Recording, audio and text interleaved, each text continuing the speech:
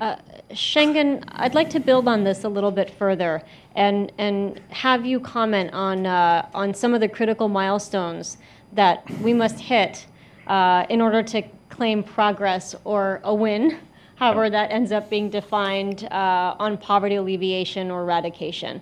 And specifically within the context of food, nutrition, and agriculture, what are some of the pre-2030 milestones that need to emerge in order to get traction on goal number 2 and beyond? Well, firstly, what are the indicators of measurement that we should use to track, monitor food security and nutrition? There are many, 6 or 7 or even more. I just wanted to pick up 2. The number 1 is undernourishment. Well, this the indicator FAO has been using for some time. So basically, do you have enough to eat? Do you have enough calorie?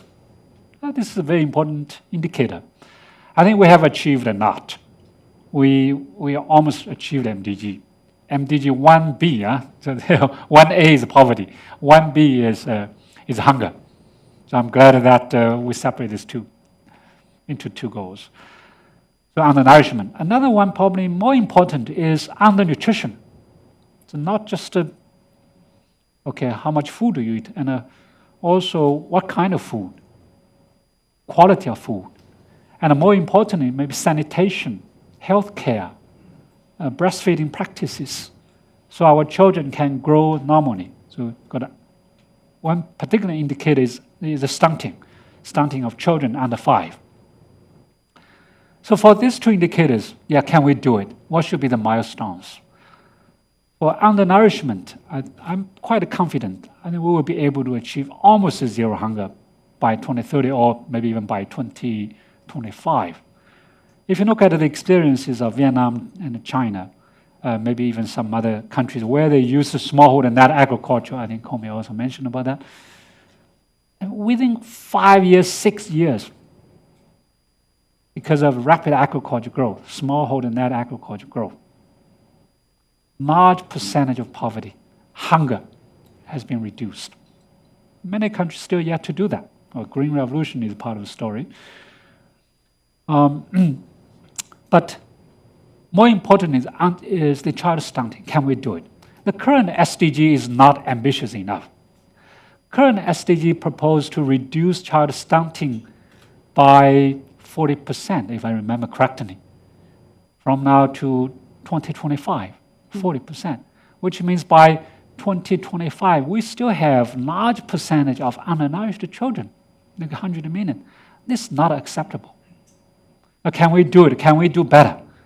Can we eliminate it, or almost elimination? Let's say 5 to 7% the residual let's say child stunting. I think we can do it. I just came back from a travel to Bangladesh, to Thailand and Vietnam. Even Bangladesh has achieved such a significant reduction in child stunting in the last 5 years. Ethiopia is another country. The best case probably is Thailand. Thailand reduced child stunting from more than 30% 20 years ago to the next 7%. So almost achieved that target. What's magic there? It's a combination of different approaches. So agriculture net, smallholder net agriculture, social protection. This is what Brazil used, right, to eliminate hunger. And nutrition-specific interventions, nutrition champion. And more importantly, probably equally important, is a community movement. Community movement. In Thailand, the nutrition has been integrated to the community work. So they were able to reduce child stunting from more than 30% to 7% today. And obviously, the undernourishment rate has also been reduced from more than 30% to maybe 6% today. So what we need is to combine all these approaches together, and we can accelerate the progress. And for the last 4 or 5 years, I have seen that acceleration in Ethiopia, Bangladesh, Vietnam, Thailand, or maybe even more. So if we can replicate the experiences of these countries, learn from them, share the experiences, I think we can do it. Yeah, this point, for example, on Bangladesh is very interesting because they recently announced that they are food secure, but the nutrition challenges abound. So we can't overlook one. That's right. That I disagree with Chico a little bit. You said most of the poverty probably will be in Africa. I'm afraid nutrition and undernourishment will continue to be a problem, challenge in Asia, Bangladesh, Pakistan, Nepal, India. maybe to some extent even India. So you can be out of poverty But have using $1.25 per day, let's say, threshold. I'm afraid probably many children will continue to be undernourished or underweight or stunt. So I want to build on something that Shengen has just touched upon related to orchestrating and coordinating action. And this question is for you, Andrew, but I also welcome comments from the other panelists. Would love to talk a little bit about what you think is really required to make a difference. So specifically, how are the SDGs going to be implemented? How should monitoring be orchestrated and coordinated? And also, what are lessons that we can be taking from MDG implementation and coordination?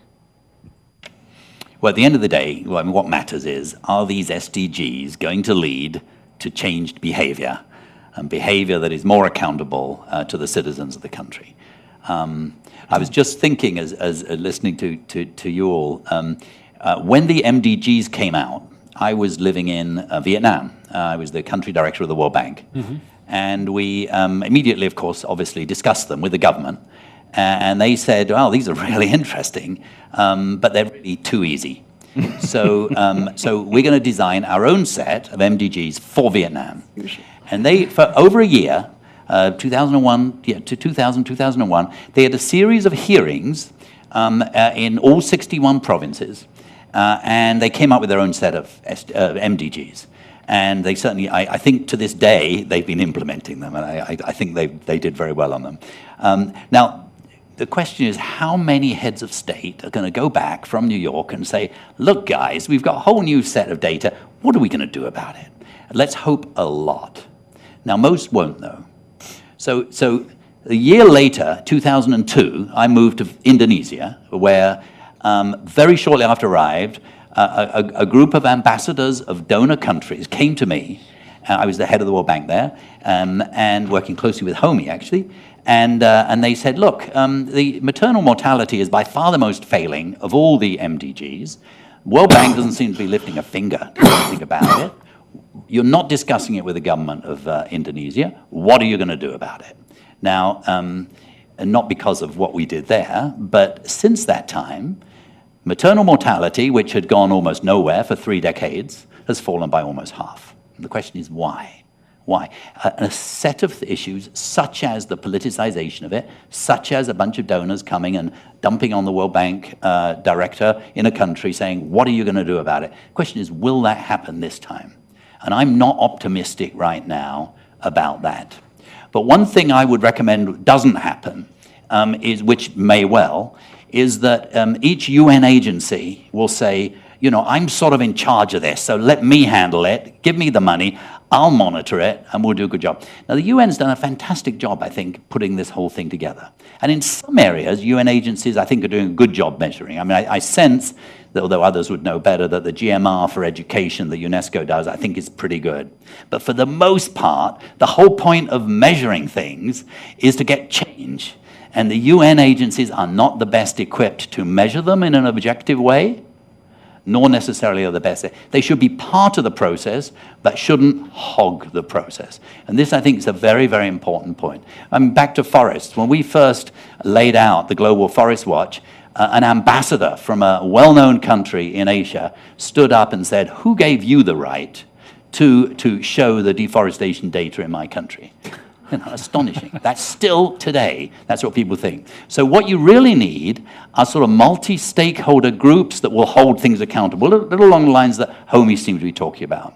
Sustainable energy for all is actually an interesting example. UN's very involved in it, but it's an independent now, we've just set up an independent NGO based in Austria that's actually going to have the responsibility. The World Bank's going to be accountable to measure lots of things. There's an energy efficiency hub in Copenhagen. It's going to be a distributed but highly accountable mechanism. And that's the sort of thing that you want. And so back to food loss and waste, I don't think it would be very tempting to say, I'm sure FAO will say, look, we'll do it. Well, yeah, they should be part of it. But actually, they're not the best to be measuring because of the politicization, even though we love FAO and they're doing a fantastic job. But you actually want them to be part of a coalition because at the end of the day, action will come not from intergovernmental processes or governmental processes. It will come from multi-stakeholder coalitions. That's exactly what's happening in deforestation right now in Southeast Asia. 65% is caused by palm oil. Only 15% of palm oil has been certified until now. Paul Pullman, head of Unilever, thinks it will be 90% 5 years from now. Why is that? Because a multi-stakeholder coalition led by the private and public and scientific communities have come together to demonstrate that it actually makes economic sense to move, and they're going to hold each other accountable, I think. Yeah, what you've said, I think, has tremendous relevance and very important. India just recently, I think just last week, its leader said sovereign states should not have external oversight. And so when leadership is saying that, then this whole mobilization of communities and different sectors and the internal actors and stakeholders becomes very important. Yeah. Schengen, I wanted you to speak about this trade-off issue that was addressed earlier. And specifically, how can we, for example, speak of doubling agricultural productivity by 2030 without having an environmental impact?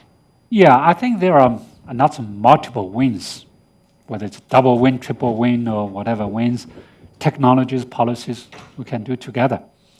For example, technologies. The CGI is introducing lots of new technologies. New technologies should not just increase the yield. They should also be able to save water, save energy, reduce carbon emission, improve the nutrition. And it's the 4 wins. And some of the technologies like C4 rice, you might have heard about it, that can reduce carbon emission by 30%, reduce the water use by another 30%, and then increase the yield by more than 25%. But now they're still working on nutrition. So maybe, hopefully, through our biofortification program, we can add micronutrients, whether it's zinc, iron, into that rice. So multiple wins. The policies. I think another policy today just to try to achieve one goal at the cost of other. Let's say subsidies, fertilizer subsidies. I know some people here working on fertilizer doesn't like to hear that. Water subsidies, energy subsidies. Yes, you achieve one goal, to produce more rice, more wheat, more maize, but at the cost of the environment, at the cost of the economic development, at the cost of nutrition. So we must avoid the sort of trade-offs. So the new policies must design to have multiple wins, avoid the trade-offs. That needs data, yes, very much data, knowledge, analysis, information, and multi-stakeholders' efforts to work together. Francisco and Homi, I'd like you to comment going back to the activation and implementation, because that's really where we need to be focused after September. What do you think needs to be part of that equation? And maybe we start with you, Francisco, and Homi, if you could make some comments on this as well. I mean, I think the basic point I'd like to make is sort of an obvious one, which has already been made in this panel, but it's very important for us to remember, is that these goals are not about, to my mind at least, about what some amorphous international community of people, largely donors and organizations like the UN and the World Bank, should do. Of course, we're part of it, but the drivers of development are the developing countries, not necessarily just the state in the developing countries. Andrew's emphasized communities, and it's not only about the state. The state in many places, the state can be actually a part of the problem rather than a part of the solution. But in others, it's a part of the solution. Let's look back a little bit at the big successes of poverty reduction in the past. I mean, I go back to Africa and East Asia. In 1990, the incidence of poverty in those two regions was about 60% at the extreme poverty line. 60% in East Asia and Africa in 1990.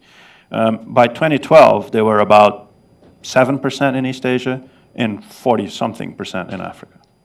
So the big, huge success story of poverty reduction in our time, the reason MDG 1 was met, I mean, there was progress in many places, but the main reason was a huge process of economic transformation and growth in China, in Vietnam, in other countries, in East Asia, and in South Asia, India and others that also had a remarkable thing. So it was not, us sitting in Washington or New York. It was the countries, it was the people, the farmers, the entrepreneurs, and so on. So I think what's important about activation is exactly what was being said earlier in the panel. It's about convincing, getting ownership from people in the countries about changing ways they're doing things, perhaps about access to energy in some cases, perhaps about post-harvest loss in some cases. In my mind, because of the way I think about things, it comes back often to the issue of bottom-up development, to the issue of inclusive growth, to the issue of thinking of growth, again, in an African context, not necessarily as just oil wells or airports, but thinking of it as the new chicken coop, the new goat that gets bought, the new little farm. That kind of thing is enormously important. And so shifting people's view of development as a glossy new airport to the well-being of those bottom 20%, 40%, whatever number you like, is what it's about, I think. Homi, would you like to comment on this? Yeah, I mean, I think that, of course, 70, 80% of the effort is going to be about what countries do themselves domestically.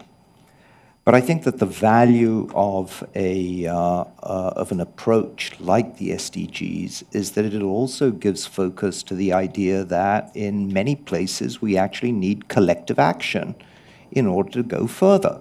What we're trying to do with collective action is expand the policy space within which each individual country can actually make progress. So, if you don't have incentives right, if you don't have policies right, it's difficult to make progress. So take this issue of how fast are we going to be able to end hunger? What's going to happen to agricultural yields and other kinds of things? Agriculture is the most distorted market in the world. And it's distorted by developed countries as well as by developing countries. The big driver, the big force that is going to help us achieve the SDGs is actually going to be market forces, ultimately. If we don't allow markets to work better, we're not going to get there. So, that's, in my mind, just a very classic case of collective action. I think there are hopeful signs. We're moving towards that. Countries have made efforts to bring subsidies down. I think in developing countries, there was an enormous urban bias or anti-agricultural, aspect to their policies if you go back, even 20 years. And I think it's only really been the last 10 years or so that in some countries they've actually come to understand that there are very few places, including East Asia, which have actually developed without really rapid development of rural areas. It's not an either-or. But we still sometimes see this, it's got to be all about industrial transformation and that kind of language coming out. So I think that, There's a goal on that, actually. I know there's a goal on that. I'm all for industrial transformation, but it doesn't necessarily have to come at the expense of rural transformation. So we have to figure out these places where collective action is important, and we have to invest in them. I think that that's a lot of what Andrew's talking about in terms of these multi-stakeholder partnerships, because frankly, even when it comes to behavior, if you do something but somebody else doesn't, and let's say they cheat, what you do isn't as useful and important, and so the incentives, disappear. So we know agricultural research is hugely important. We know that trade issues are hugely important. We know that, organizing smallholders into cooperatives is hugely important. We know that, frankly, just the sharing of data is something which is going to be hugely important, and data that can be verified. One of the things that will happen in New York is that there's going to be a new global partnership for sustainable development data. That's going to be a multi-stakeholder partnership. It's not going to say all data has to come from national statistical offices. We now know that there's lots of data that can come from, remote sensing, and there's lots of data that can come from private citizens. If you wanted to know what's happening to inflation in Argentina, would you actually look at the, official CPI? There are now going to be options. So all of this, I think, is a very kind of brave new world. There are lots of things that people can share. And I think that that's really how we're going to get traction. And then one last word on this. I think that, of course, when countries have capable and honest governments and leadership, it's easier to make progress. But we're actually talking about this happening everywhere in the world. We're talking about leaving no one behind. And that actually does mean that places, we're not just going to walk away from places which have bad governments and corrupt leadership and just say, well, sorry, there's nothing we can do, sovereignty, and, you're on your own. We're actually going to try to figure out, well, what are the points of leverage that can legitimately be done in those places? And we're going to think about how do we make real progress for ordinary people in those countries. If we don't do that, we won't achieve the SDGs. And to give you the scale, there are 1.3 billion people living in countries that the OECD classifies as fragile states. So this is not a, one or two small countries here or there that come up in the papers every now and then. It's a, it's a widespread phenomenon. I think we have to make progress in these areas. We haven't talked, nobody has mentioned SDG 16, which is the one on, basically on peace, governance, and leadership. That's going to be an absolutely critical part of this puzzle if we're actually going to make progress everywhere. Thank you. So I know our guests are very anxious to get some questions in, but I do want to end this panel discussion with a very quick rapid-fire response, 20 seconds or less. Question for all of you, and we'll start with Francisco. What message should we be carrying to New York and beyond? In terms of advocacy, what should we be looking for? What should we be calling out? Focus on opportunities for the poor in education, health, and jobs, market production. Homie. This is all about implementation. The real work starts now. We have finally a framework to unite agriculture and environment for poverty alleviation. Let's move on it. Every leader, whether president, minister, CEO of a corporation, head of a civil society group, needs to be able to articulate how their behavior will be different as a result of these SDGs. I think we must move from the global debate to country, to community, or even to individuals. Let's empower them with knowledge, information, data.